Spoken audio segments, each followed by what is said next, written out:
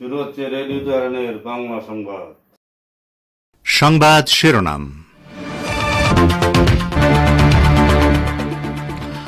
আঞ্চলিক দেশগুলোর রাজনৈতিক সীমান্ত রক্ষা করা ইরানের জন্য রেড লাইন বলেছেন পররাষ্ট্রমন্ত্রী আব্বাস আরাকচি। ইসরায়েলি সেনারা সিরিয়ার মাউন্ট হারমন পর্বতে থাকবে, যুদ্ধবাজ প্রধানমন্ত্রী বেনিয়ামিন নেতানিয়াহুর ঘোষণা।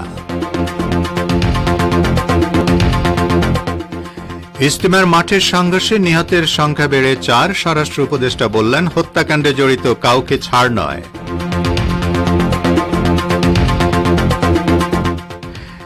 এবং আম্বেদকরকে নিয়ে অমিত শাহের বিতর্কিত মন্তব্যে অচল ভারতের পার্লামেন্ট, তীব্র প্রতিবাদ মমতা বন্দ্যোপাধ্যায়ের।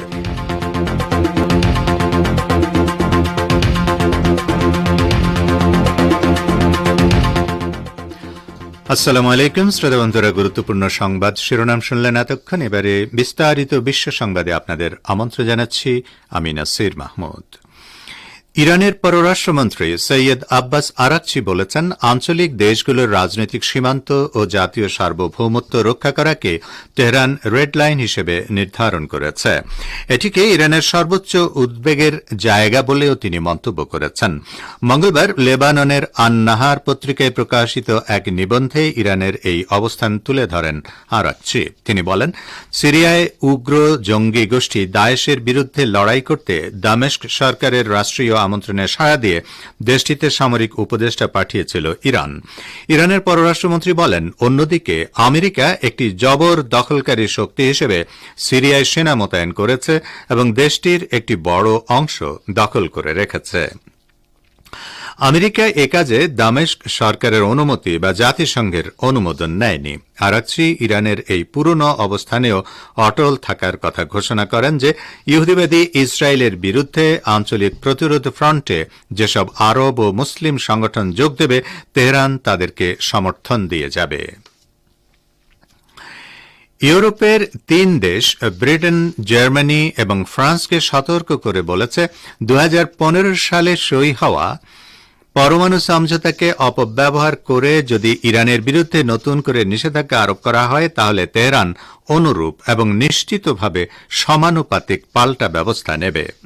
জাতিসংঘে নিযুক্ত ইরানের রাষ্ট্রদূত আমির সাইদ ইরাওয়ানি গতকাল এই হুঁশিয়ারি উচ্চারণ করেন। তিনি সুস্পষ্ট করে বলেছেন, ইউরোপের 3 দেশের পক্ষ থেকে স্ন্যাপব্যাক মেকানিজম ব্যবহার করে ইরানের উপর নিষেধাজ্ঞা আরোপ হবে বেআইনি এবং উস্কানিমূলক পদক্ষেপ। পরমাণু সমঝোতা ইস্যুতে জাতিসংঘ নিরাপত্তা পরিষদের বৈঠকে বক্তব্য রাখতে গিয়ে তিনি একথা বলেন। আমির সাইদ ইরাওয়ানি বলেন, ইরানের বিরুদ্ধে ইউরোপীয় 3 দেশ স্ন্যাপব্যাক ব্যবহারের হুমকি দিচ্ছে। তাদের এই হুমকি এবং পরিকল্পনাকে ইরান দৃঢ়ভাবে প্রত্যাখ্যান করছে। তিনি জোর দিয়ে বলেন, আমরা এটা সবাইকে পরিষ্কারভাবে বলছি, কথিত স্ন্যাপব্যাক শুধু অপব্যবহারের জন্য আপনাদের হাতে অস্ত্র হিসেবে ব্যবহার হতে পারে না। ইরান পরিষ্কার করে বলছে, স্ন্যাপব্যাক ব্যবহারের মতো পদক্ষেপ হবে উস্কানিমূলক এবং নিশ্চিতভাবে ইরান তার সমানুপাতিক জবাব দেবে। কথিত স্ন্যাপব্যাক মেকানিজম হচ্ছে এমন একটি ব্যবস্থা যা ব্যবহার করে পরমাণু সমঝোতায় সই করা দেশগুলো ইরানের বিরুদ্ধে নিষেধাজ্ঞা পুনর্বহাল করতে পারে। 2015 সালে পরমাণু সমঝোতায় সই হওয়ার পর ইরানের বিরুদ্ধে নিষেধাজ্ঞা আরোপের ব্যবস্থা বন্ধ করা হয়েছিল। ইরানের আইন ও আন্তর্জাতিক বিষয়ক উপ পররাষ্ট্রমন্ত্রী কাজেম গরিবাবাদি বলেছেন, দেশের পরমাণু সমৃদ্ধকরণ কর্মসূচির কোনো সামরিক উদ্দেশ্য নেই এবং প্রযুক্তিগত প্রয়োজনের সাথে সঙ্গতি রেখে ইরান পারমাণবিক কর্মসূচির উন্নয়ন ঘটাচ্ছে। আন্তর্জাতিক আণবিক শক্তি সংস্থা বা IAEA এর মহাপরিচালক রাফায়েল গ্রোসির একটি সাক্ষাৎকারের প্রতিক্রিয়ায় গরিবাবাদি গতকাল এক্স পেজে দেওয়া এক পোস্টে একথা বলেন। গ্রোসি তার সাক্ষাৎকারে বলেন, ইরান সামরিক স্তরের কাছাকাছি ইউরেনিয়াম সমৃদ্ধ করছে এবং দ্রুত পারমাণবিক শক্তিধর রাষ্ট্রে পরিণত হওয়ার দিকে এগিয়ে যাচ্ছে। তিনি বলেন, পরমাণু সমঝোতা আর প্রাসঙ্গিক নয় এবং ইরানের পারমাণবিক কর্মসূচির বাস্তবতা বিবেচনায় নেওয়ার জন্য একটি নতুন বোঝাপড়ার প্রয়োজন। জবাবে গরিবাবাদি বলেন, একটি বিশেষ সংস্থার মহাপরিচালক এজেন্সির পরিদর্শকদের কাছ থেকে তথ্য ও প্রযুক্তিগত প্রতিবেদনের ভিত্তিতে কথা বলবেন বলে আশা করা হচ্ছে। অনুমানমূলক পরিস্থিতির উপর ভিত্তি করে উদ্দেশ্যমূলক কথা বলা মহাপরিচালকের দায়িত্বের অংশ নয় এবং এটি সংস্থার মর্যাদা ও চেতনার সাথে সাংঘর্ষিক। ইহুদিবাদী ইসরায়েলের প্রধানমন্ত্রী বেনিয়ামিন নেতানিয়াহু বলেছেন, নতুন দখল করা অঞ্চলসহ গোলান মালভূমির বাফার জোন এলাকায় ইসরায়েলি সেনারা অবস্থান করবে। গতকাল গোলান মালভূমির হরমোন পর্বতের চূড়া পরিদর্শনের সময় একথা বলেন তিনি। তুর্কি সমর্থিত সশস্ত্র বিদ্রোহী গোষ্ঠীর দামেস্ক অভিযান এবং সিরিয়ার প্রেসিডেন্ট বাশার আল আসাদ সরকারের পতনের পর ইহুদিবাদী সেনারা এই অঞ্চল দখল করে নেয়। অধিকৃত এলাকা সিরিয়ার কৌশলগত গোলান মালভূমির সীমান্ত থেকে 10 কিলোমিটার ভেতরে। নেতানিয়াহু যখন হারমন পার্বত্যাঞ্চল সফর করেন তখন তার সাথে ছিলেন ইসরায়েলের যুদ্ধমন্ত্রী Israel Katz, chief of staff lieutenant general Herzi Halevi, ইসরায়েলের অভ্যন্তরীণ গুপ্তচর সংস্থা শিংবেতের প্রধান রোনেন বাট এবং নর্দার্ন কমান্ডের প্রধান মেজর জেনারেল উরি গুরদিন। নেতানিয়াহু বলেন, 53 বছর আগে তিনি একজন সেনা হিসেবে হারমন পর্বতের এই চূড়ায় এসেছিলেন, তবে সাম্প্রতিক ঘটনাবলিতে এই পার্বত্যাঞ্চলের দখল ইসরায়েলের নিরাপত্তাকে বাড়িয়েছে। সম্ভবত এই প্রথম সিরিয়ার ভূখণ্ডে ইসরায়েলের কোন ক্ষমতাসীন প্রধানমন্ত্রী পা রাখলেন। আপনারা বিশ্ব সংবাদ শুনছেন রেডিও তেহরান থেকে। বাংলাদেশ, ভারত ও মধ্যপ্রাচ্যে শর্টওয়েভ 25 মিটার ব্যান্ডে আর বিশ্বজুড়ে ইন্টারনেট ও স্যাটেলাইটে। গাজীপুরের টঙ্গীর ইজতেমা মাঠের নিয়ন্ত্রণ নিয়ে মাওলানা জুবায়ের ও মাওলানা সাদ কান্দলভির অনুসারীদের মধ্যে সংঘর্ষের ঘটনায় আরও একজনের মৃত্যু হয়েছে। আজ বুধবার ঢাকা মেডিকেল কলেজ হাসপাতালে তার মৃত্যু হয়। এ নিয়ে এ ঘটনায় নিহতের সংখ্যা বেড়ে 4 জনে পৌঁছেছে। ঢাকা মেডিকেলে চিকিৎসাধীন অবস্থায় মারা যাওয়া ব্যক্তির নাম বিল্লাল হোসেন। গাজীপুর মহানগর পুলিশের উপকমিশনার এনএম নাসিরুদ্দিন আজ বেলা 2টার দিকে বলেন, এ পর্যন্ত 3 জনের মৃত্যুর ঘটনা নিশ্চিত হয়েছে, তবে 3 জনের মধ্যে শুধু একজনের লাশ টঙ্গী হাসপাতালে পাওয়া গেছে। তার নাম আমিরুল ইসলাম বাচ্চু।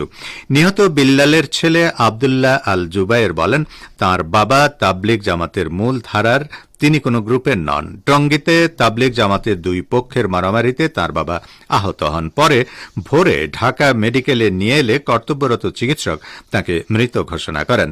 মৃত বিল্লাল ফরিদপুর সদর কুঠিবাড়ি কমলাপুরের মৃত আব্দুস সামাদ শেখের ছেলে। তিনি বাড্ডা বেরাইত নিজ বাড়িতে থাকতেন। পেশায় তিনি তৈরি পোশাক ব্যবসায়ী ছিলেন। এদিকে বাংলাদেশের টঙ্গীর ইজতেমা মাঠে হামলা ও সংঘর্ষে 4 জন নিহত হয়েছেন জানিয়ে স্বরাষ্ট্র উপদেষ্টা লেফটেন্যান্ট জেনারেল অবসরপ্রাপ্ত জাহাঙ্গীর আলম চৌধুরী বলেছেন, হত্যাকাণ্ডের সঙ্গে যারা জড়িত তাদের ছাড় দেওয়ার কোনো অবকাশ নেই। এ ঘটনায় আজ মামলা হবে জানিয়ে উপদেষ্টা বলেন, মামলার পর জড়িতদের আইনের আওতায় আনা হবে। আজ স্বরাষ্ট্র মন্ত্রণালয়ের সভাকক্ষে তাবলিগ জামাতের 2 পক্ষ মাওলানা জুবায়েরপন্থী ও সাদপন্থীদের সঙ্গে আলাদা বৈঠক শেষে স্বরাষ্ট্র উপদেষ্টা একথা বলেন। সাদপন্থীরা বিশ্ব ইজতেমায় অংশ নিতে পারবেন কিনা এমন এক প্রশ্নের জবাবে স্বরাষ্ট্র উপদেষ্টা বলেন, তারা 2 পক্ষ যদি আলোচনা করে সমাধান করতে পারে তাহলে সাদপন্থীরা ইজতেমায় অংশ নিতে পারবেন। ইজতেমার তারিখ সরকার বাতিল করেনি। এরই মধ্যে খবর বেরিয়েছে সাদপন্থীরা ইজতেমার মাঠের দখল ছেড়ে দেওয়ার ঘোষণা দিয়েছে। ভারতের সংবিধান প্রণেতা ও দলিত আন্দোলনের অন্যতম নেতা বাবা সাহেব আম্বেদকরকে নিয়ে অমিত শাহের বিতর্কিত মন্তব্যের তীব্র সমালোচনা করেছেন তৃণমূল প্রধান মমতা বন্দ্যোপাধ্যায়।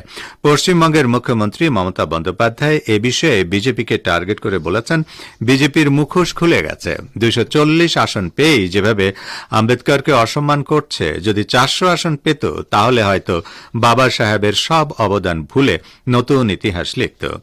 গতকাল এক দেশ এক ভোট নিয়ে সংসদে বক্তব্য দেওয়ার সময় অমিত শাহ বলেছিলেন, আম্বেদকরের নাম নেওয়া ইদানিং একটা ফ্যাশন বা হুজুগ হয়ে দাঁড়িয়েছে। আম্বেদকরের নাম জপ করা ছাড়া যেন আর কিছুই নেই। সবসময় আম্বেদকর আম্বেদকর চলছে।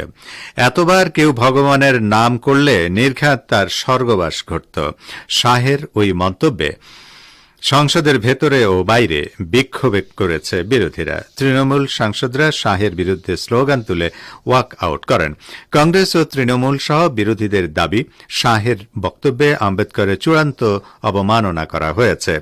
কেন্দ্রীয় স্বরাষ্ট্রমন্ত্রী অমিত শাহের বিরুদ্ধে অধিকার ভঙ্গের নোটিশ দেওয়ার সিদ্ধান্ত নিয়েছেন তৃণমূল সংসদ সদস্য ডেরেক ও ব্রায়েন।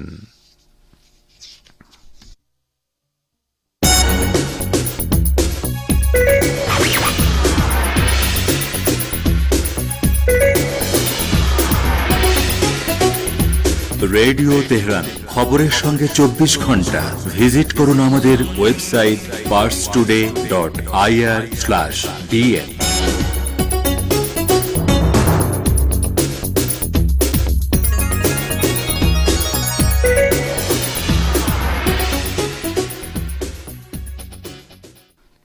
বিশ্ব সংবাদে আবারও স্বাগত আপনাদের।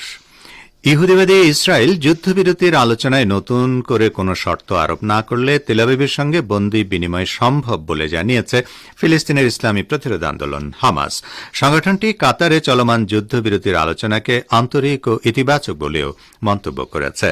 কাতারের মধ্যস্থতাকারীদের সঙ্গে আলোচনার জন্য একটি ইসরায়েলি প্রতিনিধি দল দোহায় পৌঁছানোর একদিন পর মঙ্গলবার হামাস এক বিবৃতিতে তাদের এই অবস্থান ঘোষণা করে। এদিকে কাতারে অনুষ্ঠানরত যুদ্ধবিরতির আলোচনায় যোগ দিতে আজ ইসরায়েলি গোয়েন্দা সংস্থা মোসাদের প্রধান ডেভিড বার্নেয়া দোহা যাবেন বলে কোনো কোনো রিপোর্টে বলা হয়েছে। গাজা উপত্যকায় ইহুদিবাদী ইসরায়েলি গণহত্যা বন্ধ এবং সেখানে আটক পণবন্দীদের মুক্ত করার লক্ষ্যে গত কয়েক মাস ধরে পর্দার অন্তরালে যে আলোচনা চলছে তাতে কাতারের পাশাপাশি মধ্যস্থতা করছে মার্কিন যুক্তরাষ্ট্র ও মিশর। তবে গত বছরের নভেম্বরে এক সপ্তাহের যুদ্ধবিরতি কার্যকর হওয়ার পর গত 13 মাসে এ সংক্রান্ত আর কোনো আলোচনা সফল হয়নি। ফিলিস্তিনের অবরুদ্ধ গাজা উপত্যকার কামাল আদওয়ান হাসপাতালের পরিচালক ডাক্তার হুসাম আবু সাফিয়া বলেছেন, ইহুদিবাদী ইসরায়েলের সামরিক বাহিনীর স্নাইপাররা তার হাসপাতালের চিকিৎসাধীন রোগী এবং ইন্টেন্সিভ কেয়ার ইউনিট বা আইসিইউর স্টাফদের উপর গুলি চালিয়েছে। তিনি জানান, ইহুদিবাদী স্নাইপাররা গত সোমবার প্রথমবারের মতো আইসিইউ স্টাফদের উপর গুলি চালায়। হাসপাতালের সমস্ত জানালায় গুলি লেগেছে বলে তিনি জানান। ডাক্তার হুসাম জানান, হাসপাতালের পরিস্থিতি ক্রমেই অবনতির দিকে যাচ্ছে এবং এই হাসপাতাল সবার জন্য কবরস্থানে পরিণত হবে। ইসরায়েলি স্নাইপারদের গুলির সময় হাসপাতালের ওয়ার্ডগুলোতে থাকা সবাই ঝুঁকির মুখে ছিল এবং রোগী ও স্টাফদের জন্য মারাত্মক পরিস্থিতি তৈরি হয়েছিল। ওই সময় ইসরায়েলের কোয়াডকপ্টার থেকেও হাসপাতালের উপর গুলি চালানো হয়েছে।